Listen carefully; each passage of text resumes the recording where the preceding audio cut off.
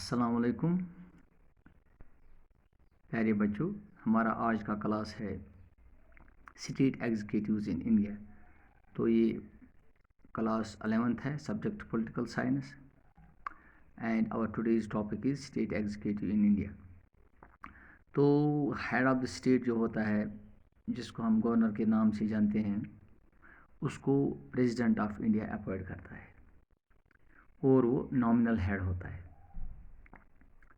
हालांकि real authority जो होती है वो स्टेट के चीफ मिनिस्टर के पास होती है, और उसके जितने भी काउंसिल ऑफ मिनिस्टर्स होते हैं सारे पावर्स वही यूटिलाइज करते हैं।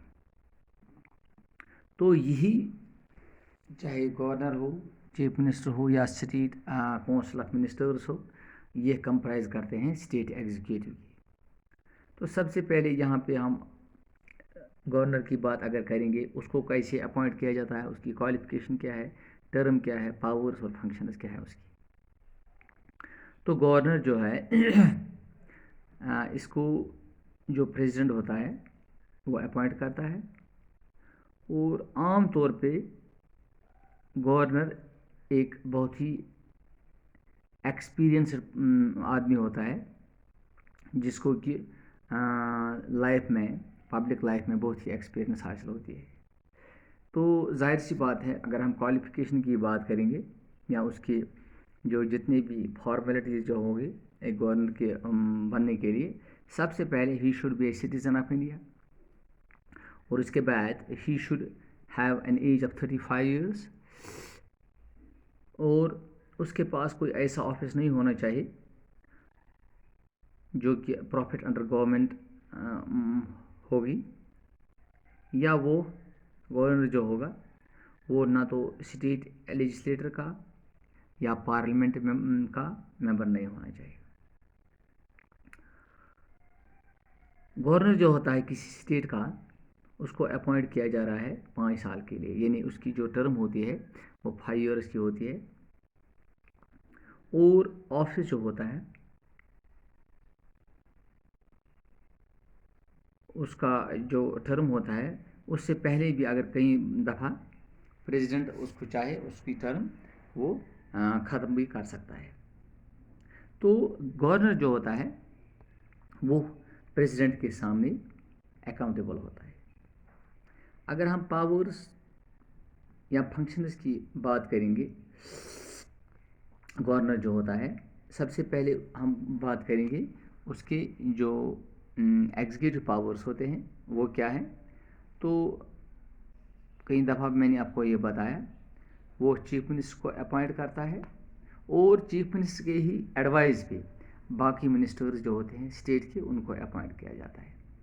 तो जाहिर सी बात है, अपॉइंट करने का कोई ख़ास तरीका होता है, वो ये कि लीडर ऑफ द पार्टी जो होता है, यानी वो पार्टी जिसने की अक्सरियत हासिल की होगी, उसको इनवाइट किया जा रहा है ताकि वो गवर्नमेंट बनाए। इसके बाद जितने भी एग्जीक्यूटिव डिसीजंस होते हैं, they are taken in the name of government, in the name of governor. ठीक, तो वो अपॉइंट करता है एडवोकेट जनरल को गवर्नर, मेंबर्स ऑफ जितने भी होते हैं स्टेट पब्लिक सर्विस कमीशन के, या अगर हाई कोर्ट जज भी अपॉइंट करने होते हैं तो उस बार भी गवर्नर को कंसल्ट किया जा रहा है।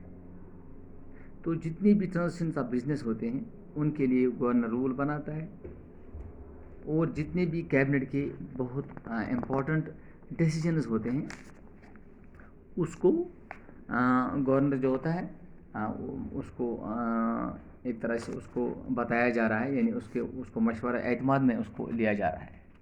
तो अगर लेजिस्लेटिव पावर्स की बात करेंगे हम, तो ज़ाहिर सी बात है जितने भी सेशंस होते हैं स्टेट लेजिस्लेचर के, वो गवर्नर ही बुलाता है, यानी उनको वो, यानी जो हाउस होता है वो कॉल भी वही करता है गवर्नर भी, और रिजॉल्व भी गवर्नर ही करता है। तो he nominates one Anglo, that is Indian community, to the assembly in case he is of the opinion that the community needs representation. यानी कि कई दफ़ा हम ये भी बताते हैं, हमें ये भी पता होता है कि गवर्नर जो होता है वो, एक बात मैं आपको कहूँगा, वो राज्यसभा या लोकसभा या स्टेट लेजिस्लेचर में वो उसका एक कोटा होता है जिनको वो रिप्रेजेंट करता है।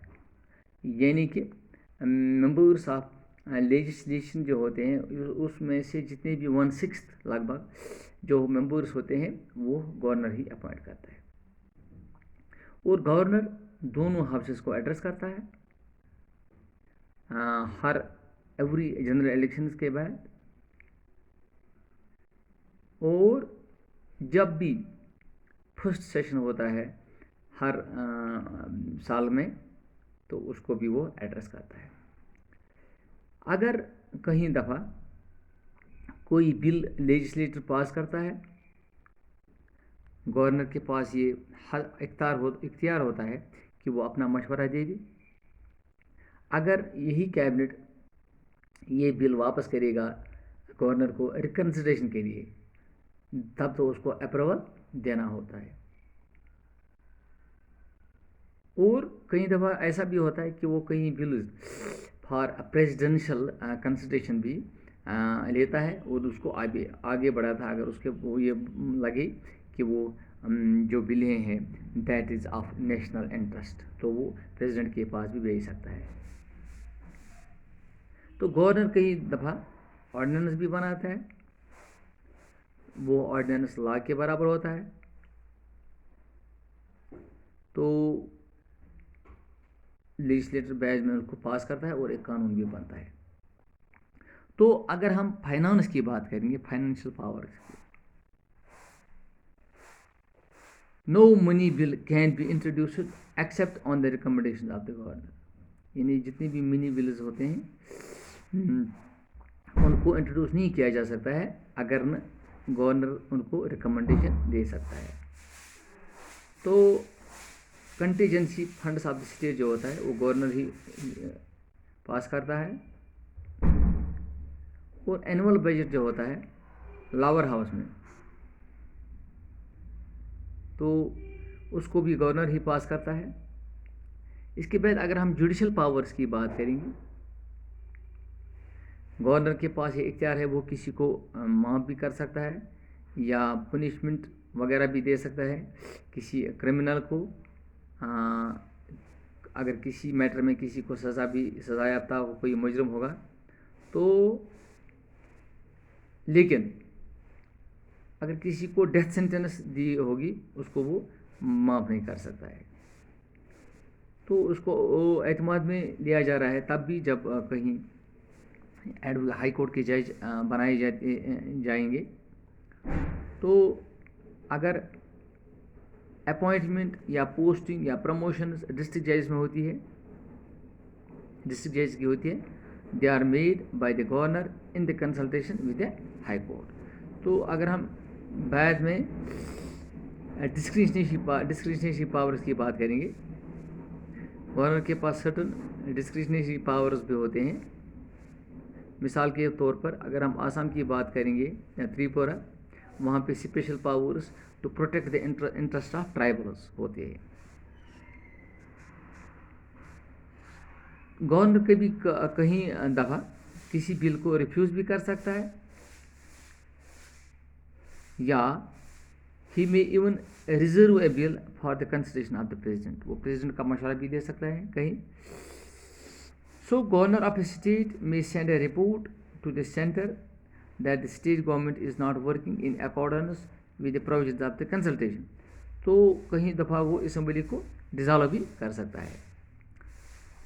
सो या यानी कि वो ऐसे उसके पास ऐसे पावर्स भी होते हैं कि अगर वो चीफ मिनिस्टर के कहने पर, उसकी एडवाइस पर वो स्टेट असेंबली को डिज़ॉल्व भी कर सकता है।